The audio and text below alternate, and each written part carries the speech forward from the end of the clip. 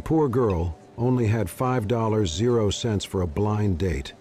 The single dad CEO at the next table watched her and paid for the entire dinner.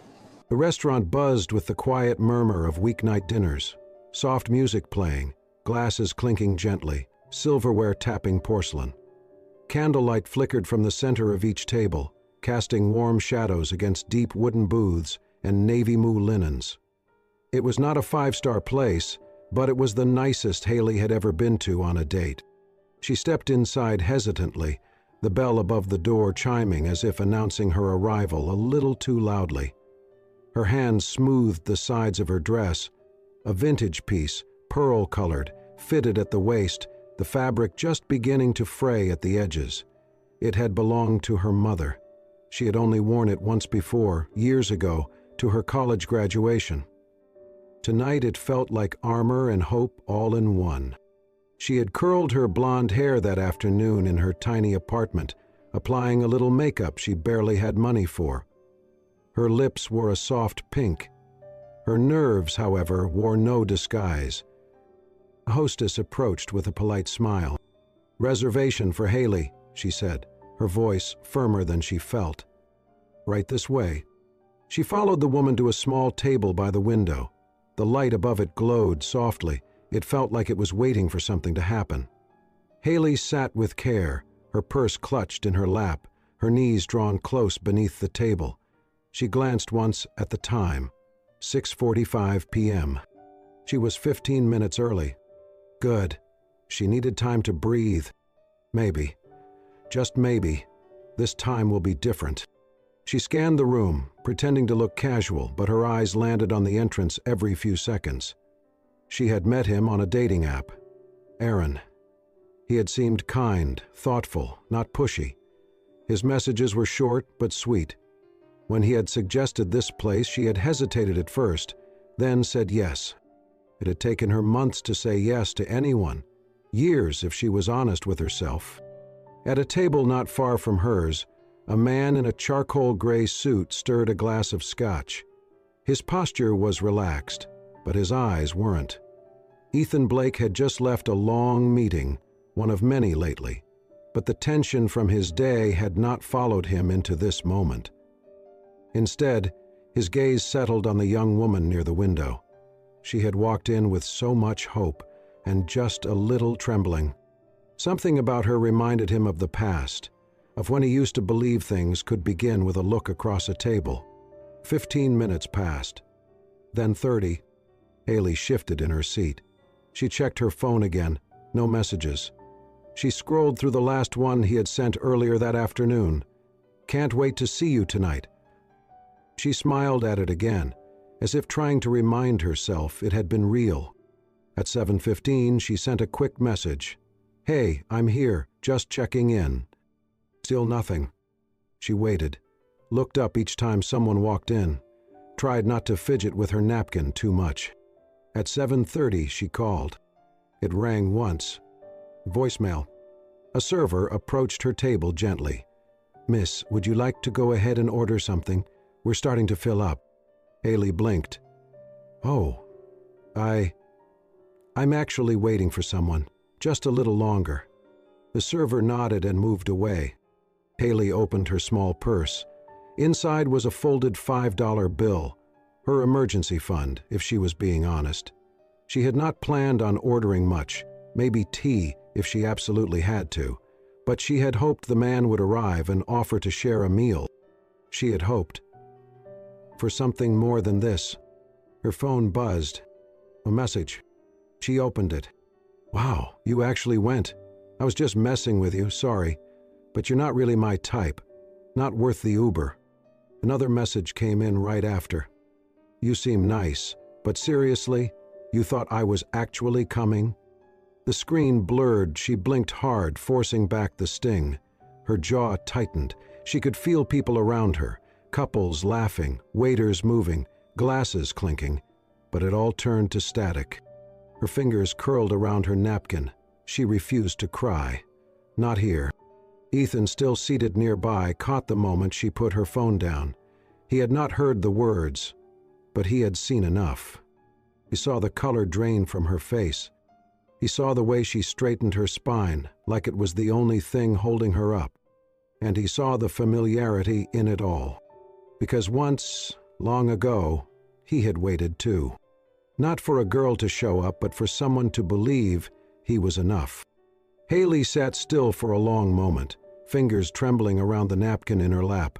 Her face was pale, her eyes dry but glassy. There was a tightness in her posture that said she wanted to vanish, to fold herself small enough to slip through the cracks in the tile floor. Ethan watched from the next table over, saying nothing. He had not meant to linger after dinner, but something about the girl by the window had drawn him in from the moment she arrived. There was a specific look in her eyes, something between bravery and fear, and now there was only the quiet ache of disappointment spread across her face like a bruise. He saw the way she shifted slightly in her seat, pressing her hand gently against her stomach. She was hungry, not just emotionally, but literally hungry. She had been drinking water, no food. Her eyes flicked toward the server's station, as if calculating how long she could sit there before someone asked her to leave. She reached for her coat. Slowly, like every movement weighed more than it should, she stood. Her purse was already in her hand, and she turned toward the door with hesitant steps. Just as she moved, a server appeared beside her with a plate in hand. A warm, fragrant pasta dish and a glass of sparkling lemonade. "Excuse me, miss," the server said with a smile. "Your order?" Haley blinked, confused. I didn't order anything." "It was taken care of," the server said. "Someone requested it for you, and your tab has been covered." Haley froze. Her brows furrowed as she looked around, uncertain. Her first instinct was fear. Was this some kind of joke? Another cruel trick? Then a voice came from just behind her, calm and low. "It's not charity," Ethan said. "It's a reminder. You deserve to eat, even if the world tries to tell you otherwise." Haley turned, startled. Ethan stood, one hand resting casually on the back of his chair. His expression was unreadable, except for the soft honesty in his eyes. He wasn't smiling to impress. He wasn't pitying her. He simply saw her. He pulled out the chair across from hers without waiting for an invitation and sat down. For a moment, neither of them spoke. Then, softly, he said, "Take care of your stomach before you try taking care of someone else's heart." Haley sat down slowly, her eyes wide. It was not the line she expected. It was not a pickup. It was not an insult. It was true. No one had ever said something so gently and hit so deeply. She looked down at the food. Her hands stayed in her lap. "You did not have to do that." "I know," he replied. Silence stretched between them. But it was not awkward. It was honest. Haley glanced at him again. He looked expensive, the kind of man she would never expect to sit across from her voluntarily. His suit looked tailored, his watch understated but clearly high-end. But his face was calm, curious, and kind. She cleared her throat. "You do not know me." "True," Ethan said, "but I saw enough." She hesitated. "And what exactly did you see?" He leaned forward, elbows on the table, voice low. "Someone who showed up, someone who hoped, someone who waited longer than she should have, but not because she was desperate, because she believed. That still matters." Her throat tightened. No one had ever put it that way. People always told her she was naive, soft-hearted, too hopeful for her own good. But this stranger, this man with gentle eyes, had called her brave without using the word. She finally lifted her fork and took a bite. The food was warm, real, and it was the first proper meal she had had in days. Ethan watched her for a second, then leaned back in his chair. "I did not mean to interfere," he said, "but you reminded me of someone I used to be." Haley looked up. "And who is that?" He smiled faintly. "A guy who thought he needed to be something else to be worth showing up for." Her eyes softened. Something unspoken passed between them, a small flicker of understanding, of recognition. She still felt small, still felt out of place, but somehow with him sitting there, not pitying her, not mocking her, it felt like she was allowed to exist at that table, to eat, to breathe, to be seen. Haley sat still long after the dinner had ended. The plate in front of her was empty, but the weight in her chest remained full of things she had not said and didn't know how to. When Ethan stood to leave, he simply slid a small card across the table, without pressure or expectation. "I come here often, for coffee, not company." She looked up at him, eyes still a little guarded. He gave a small nod, more of understanding than farewell, and left. A week passed. Classes, work, library shifts, late nights studying. Haley tried to shake the evening from her mind, but his words lingered. Not just the ones he said aloud, but the ones he didn't. She had not expected him to see her so clearly, and even more, to respond with kindness without asking for anything in return. It was a quiet Thursday morning when she walked into a cozy cafe tucked between the community college library and the bookstore. It was the kind of place she stopped by only when her budget allowed, usually for a plain black coffee and the free Wi-Fi. She was fumbling with her worn coin purse at the counter when a familiar voice reached her ears. "Make that 2, Ethan said to the barista. "She looks like someone who might need oat milk today." Haley turned, surprised to see him seated in the corner, laptop open, sleeves rolled up, the same calm smile on his face. "You remembered my name," she said softly, as she sat down with the cup he handed her. "I remembered your courage," he replied. Name was the easy part. She blinked, unsure how to answer, but the words warmed something small and tired in her. They sat in a comfortable quiet. The morning sun filtered through the windows, drawing soft gold streaks across the table. The air smelled of cinnamon and roasted beans. It was the kind of space that invited conversation, but only if it came naturally. "You work around here?" she asked eventually. He nodded. "Sometimes. This place is close to one of our product research partners." Haley gave a polite smile, unsure what more to say. Ethan leaned back slightly. "You know, I completely botched our last campaign. We tried to push a new toddler snack line, and the slogan ended up sounding like we were promoting chewing gum for babies. It was not our proudest moment." Haley let out a small, genuine laugh. He continued, sharing how a food influencer roasted them online, complete with a meme that went viral. He recounted it not with arrogance or self-deprecation, but with the kind of humor that comes from someone who had learned not to take failure personally. Haley relaxed.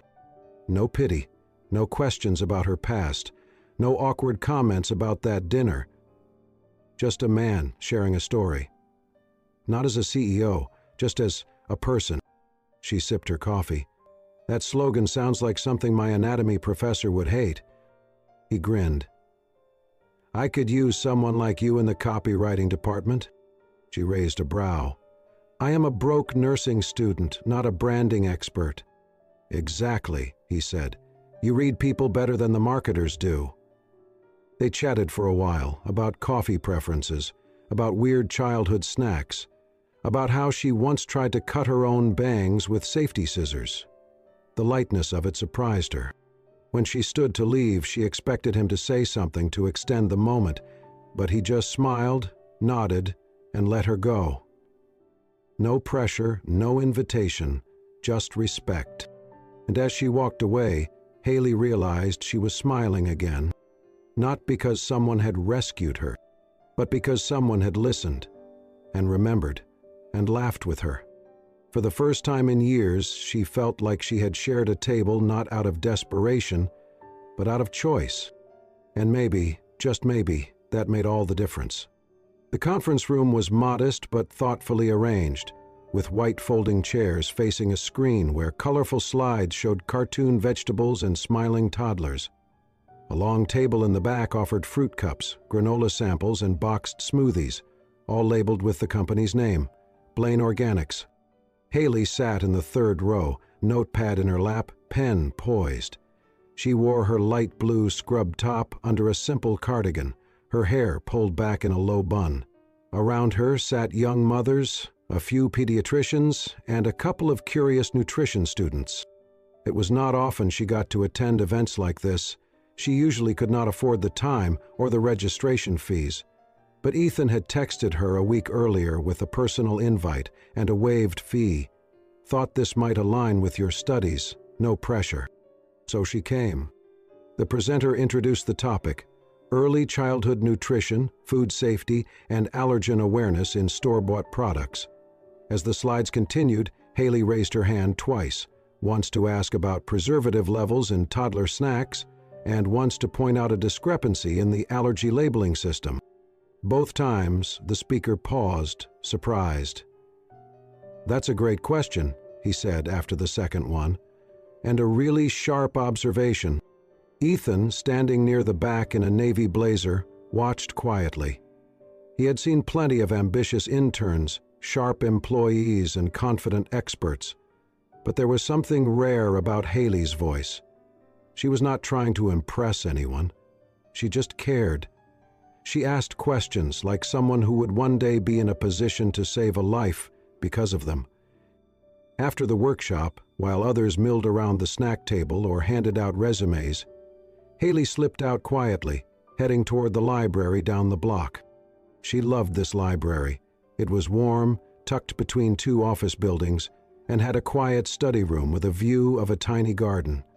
She had always thought it looked like a secret place for people who were trying to grow, just like the plants outside. She did not expect to see Ethan there. But when she pushed the glass door open, there he was, standing by the children's reading corner, holding the hand of a small girl in a yellow sweater dress. Haley blinked. Ethan looked up and smiled. "Hey," he said, gently shifting the little girl behind him. "Was not sure I would see you here." I just came to return a few books," she replied, holding up the small stack in her arms. Her eyes drifted to the child, who was now peeking out from behind Ethan's legs. "This is Lily," he said softly. "My daughter." Haley's eyebrows lifted slightly. Ethan's voice shifted, softer, more careful. "She's 3, a little shy at first." Haley crouched slightly, offering a small smile. "Hi, Lily." The girl blinked up at her, hesitant. Then slowly she stepped forward, her tiny hand reaching out to touch the hem of Haley's cardigan. "She's pretty," Lily said to no one in particular. Haley chuckled. "You're very pretty, too." There was a pause. Then Lily leaned close, sniffed the air near Haley's shoulder, and whispered, "She smells like Mommy." The air stilled. Ethan's expression froze. His breath caught, just barely, the kind of silence that cracked with memory. Haley stood still, unsure, the weight of the child's words sinking into the space between them. She glanced at Ethan. His face was unreadable, but his hands, gripping Lily's small shoulder, were shaking. Haley knelt again, level with the child. Her voice was gentle, careful. "Well," she said softly, "that's a big compliment. Your mommy must have smelled like kindness." Lily nodded solemnly. Ethan looked away, his jaw tightening ever so slightly. He blinked twice, then cleared his throat. "Okay, sweet pea," he murmured. "Let's go pick a book." Lily ran off toward the picture books. Ethan stayed behind for a beat, his eyes still slightly unfocused. He turned to Haley. "She passed 2 years ago," he said quietly. "Lily does not usually say that." Haley nodded, understanding more than she could put into words. Children remember more with their hearts than their heads. He looked at her then, really looked, and for the first time, something in his gaze was not guarded. Just open. It started with shared moments that never felt like obligations. Haley stopped by Ethan's office once a week, sometimes just to drop off freshly annotated documents from his latest research on toddler nutrition. Other times she stayed a little longer, sipping tea in the corner while he reviewed slides for an upcoming product pitch. She had a way of catching inconsistencies, of asking the kind of questions that real mothers would one day ask, about the labels. Ethan appreciated her insight more than most consultants he had ever hired. But it was not just work. It was her presence, quiet, thoughtful, never demanding, that made those moments linger. On Tuesdays and Thursdays, when his nanny had class or emergencies, Ethan would call Haley, not as a last resort, but because Lily seemed to respond to her in a way that eased the edges of their routine. Haley would pick her up from daycare, braid her hair before bed, and always read 2 books, never 1, never 3. It became something unspoken, but familiar. Haley never asked Ethan about his past, and he never pushed her about hers. There was no confession of feelings, no grand romantic gestures. But when she laughed, he found himself watching too long, and when he stayed up late working, he'd sometimes draft a message just to tell her something silly Lily had said, but delete it before sending. It was fragile and real. Then one evening, the line between help and something more blurred. Lily had a low-grade fever. Ethan had stayed home from work, juggling Zoom calls with thermometers and lukewarm soup. By 4 p.m. he was exhausted. At 4:30, Haley showed up with a small canvas bag and a gentle knock on the door. "You did not sound okay on the phone," she said simply. He let her in. The house smelled faintly of lemon and medicine. Lily lay on the couch under a thin blanket, her cheeks flushed. She opened her eyes when Haley approached and reached out wordlessly. Haley sat beside her, ran a cool hand across her forehead, then pulled something from her bag. A soft towel soaked in herbal compress, wrapped in wax paper to keep it cool. "She used to love this at the hospital," Haley said. "A little lavender helps the head and the heart." Ethan watched as she pressed the towel gently against Lily's forehead. Lily let out a soft breath and closed her eyes. Minutes passed. Haley hummed under her breath, the softest lullaby. Then she began to sing, so quiet it might have been mistaken for just breath. Ethan froze. He knew that song. He had not heard it in almost 3 years. It was the lullaby his wife used to hum when Lily was still small enough to sleep in their bed after a bad dream. A gentle melody from a folk tune, altered with nonsense lyrics, and a line that always made Lily giggle. "The moon wears socks when it's cold at night." Haley sang it word for word.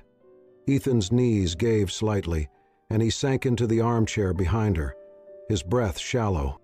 He did not interrupt. He did not move. But the tears came, unstoppable and sudden. Years of holding back, of keeping everything neat and manageable. Haley's voice trembled for half a beat as she noticed, but she kept singing. When the song ended, she looked over her shoulder. Ethan sat with his face in his hands, silent. "I did not know," she whispered. He shook his head. "You could not have." A long pause stretched between them.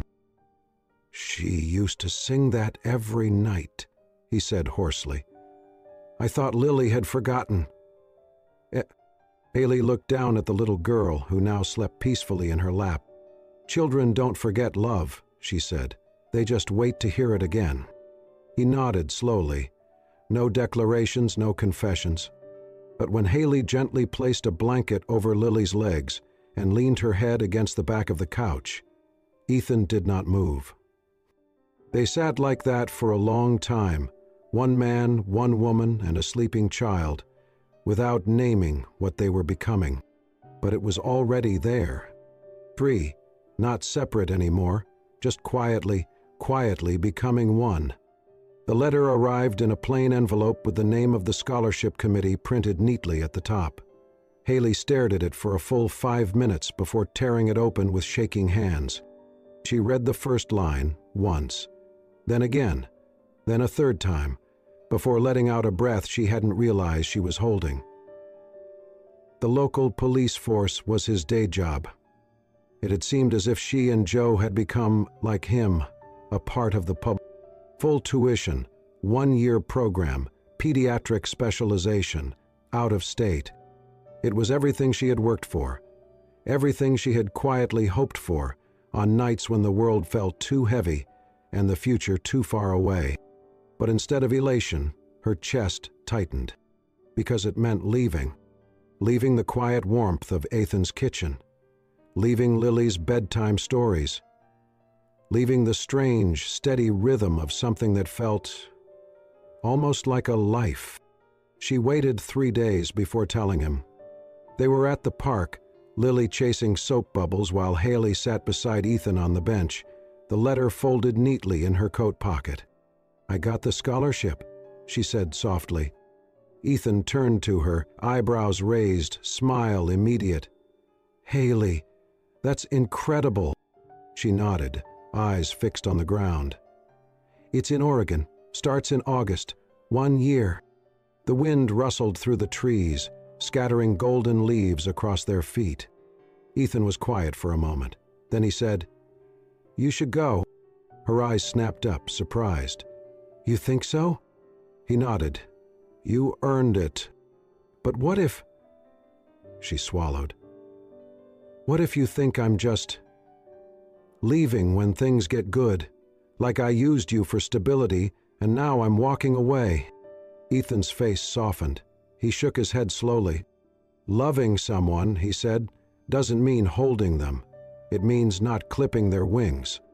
The words landed deeper than she expected. They settled into places inside her that still feared abandonment, still believed she had to prove her worth by staying. Haley blinked fast, then turned away, watching Lily chase a bubble that floated just out of reach. She left in early August. The night before her flight, Ethan invited her and Lily to dinner at his place. They ate pasta by candlelight, Lily insisted, and made a paper chain of days until you come back, 1 link for each week. When it was time to leave, Haley knelt down to say goodbye to Lily. But before she could speak, Lily threw her arms around her neck and whispered, "You're not going far. Daddy says hearts don't care about distance." Haley closed her eyes, pulling the little girl closer. It was the kind of goodbye she had never had before, one without guilt, without fear, just love. She looked up to Ethan, who stood by the door, hands in his pockets, eyes unreadable but warm. No promises, no wait for me, just a silent understanding. That something real could survive the space between. That love, in its truest form, does not demand proximity. Haley cried that night, not because she was being left behind, but because, for the first time, she was being let go without being let down. The community hospital looked almost exactly the same. Sterile walls, soft beeping monitors, nurses in sensible shoes, rushing between patients. But something about walking in this time felt entirely different. Haley stood at the staff entrance, clutching her new ID badge, her white coat freshly pressed. Registered nurse was printed beneath her name in bold letters.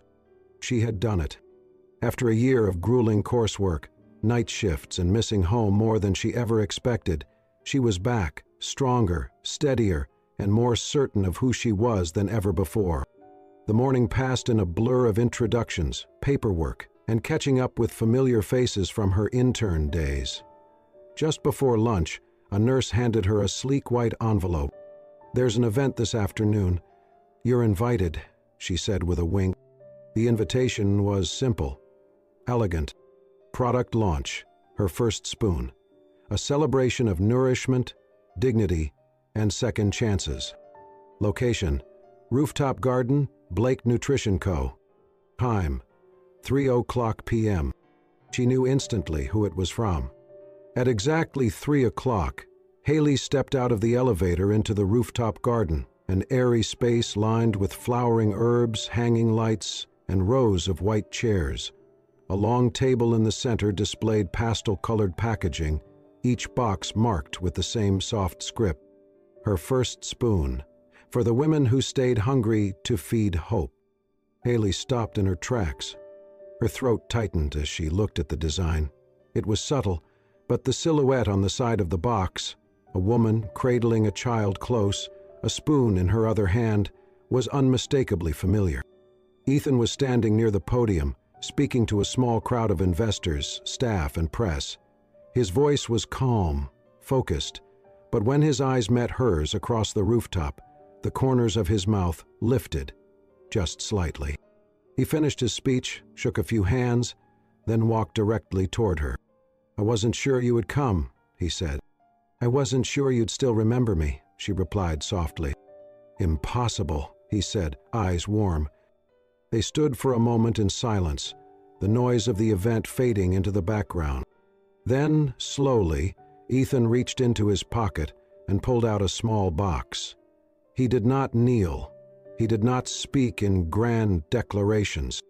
He simply opened it, revealing a delicate ring with a single, unassuming stone. "I don't want to save you," he said quietly. "I want to stay. If you'll let me."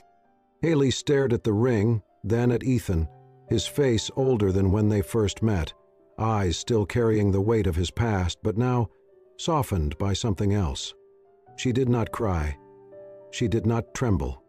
She simply nodded, not because she was overwhelmed, not because it felt like a fairy tale, but because, for the first time in her life, she was choosing love not out of need or fear, but from a place of peace. A place where two people, each broken in their own ways, had become whole enough to stand side by side. And this time, neither of them was running. The soft hum of conversation, the clinking of glasses, and the scent of rosemary bread filled the same mid-range restaurant where, not long ago, Haley had sat alone, nervous, hopeful, and invisible. But tonight, everything was different. She walked in hand with Ethan, their fingers laced naturally, comfortably. Lily trotted just ahead of them in her little navy dress, her pigtails bouncing with every step. The hostess greeted them warmly and led them to a familiar corner table. Except this time, there were 3 chairs. Ethan pulled one out for Haley, then helped Lily into hers. No separation, no silent observing from afar, just one table, shared. Haley looked around the space. The same soft lighting, the same polished wood, even the same server who had once gently asked if she would like to order. It was surreal. Ethan handed her the menu with a playful smile. "Order everything you want," he said. "Tonight we eat for the girl who waited 45 minutes and still believed someone would show up." Haley let out a soft laugh, but her eyes shimmered. She glanced down at the menu, then back at him. "You remember everything." "I remember you," he said simply. Just then, Lily reached into her tiny backpack and pulled out a folded piece of paper. She spread it proudly on the table. It was a crayon drawing, a little house with a yellow door, a sun with a smiling face, and 3 stick figures at a dinner table, one with long yellow hair, one tall with glasses, and one small with purple shoes. "This is us," Lily said, "and that's spaghetti, because Mommy Haley likes spaghetti." Haley's breath caught. She reached across the table and gently touched the paper, her fingers trembling just slightly. "Did you draw this today?" she asked. Lily nodded. "At preschool, teacher said to draw our favorite thing. I picked dinner with you and Daddy." Ethan looked down at his daughter, then across at Haley. No words were needed. The simplicity of the moment said it all. Candlelight flickered. Laughter from another table rippled past. A waiter set down warm bread and water without interrupting the intimacy of what was unfolding. Haley stared at the 2 people in front of her, the man who had once quietly paid for her dinner without a word, and the little girl who saw her not as a stranger, but as home. She reached for her glass of water, took a breath, and whispered, not loudly, not dramatically, but with the kind of quiet certainty that only comes after surviving the storm. "You were never late," she said, eyes locked with Ethan's. "I just needed to believe long enough to wait." Ethan did not respond right away. He reached for her hand across the table, laced his fingers with hers, and nodded. Outside the restaurant, night had settled in. But inside, at one small table with 3 chairs, something had begun. Not a rescue, not a fairy tale. Just 3 people, 1 table, and a future built on the simple, quiet miracle of showing up. If this story moved you, don't forget to support soul-stirring stories by hitting that hype button and subscribing to our channel. Every view, every like, every share helps us bring you more heartfelt tales like The Girl Who Waited 45 Minutes. Because somewhere out there, someone's still waiting to be seen, to be heard, to be loved. Turn on notifications so you never miss the next story that might change everything. Thank you for watching, and remember, love always finds its way to those who believe.